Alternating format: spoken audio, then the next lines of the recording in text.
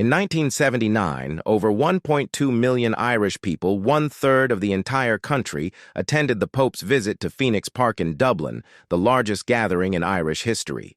In 2018, the Pope returned to the same park, and only 130,000 showed up, a 90% drop that shows how Ireland transformed from Europe's most Catholic country to one of the most secular in just 40 years.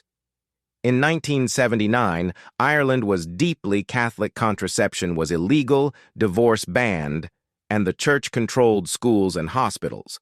When Pope John Paul II arrived, people walked miles, families camped overnight, and the Pope urged Ireland to stay faithful to Catholic teaching and resist modern culture. Then everything changed.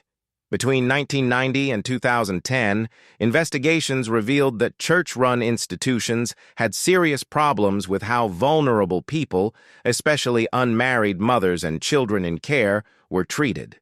Survivors began speaking out about their experiences, and public trust in the church collapsed as cover-ups and failures to protect people came to light. The cultural shift was dramatic. In 1995, divorce became legal by the narrowest margin, 50.3% yes.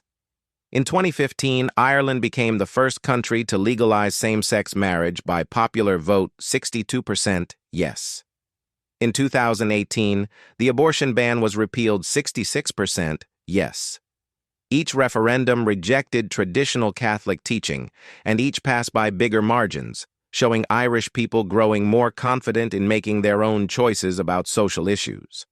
When the Pope returned in 2018, 39 years after his first visit, the contrast was stark. Thousands of empty seats in Phoenix Park, protesters outside, and a much smaller, quieter reception. The Pope acknowledged past failures and apologized, but for many Irish people, the relationship with the church had fundamentally changed.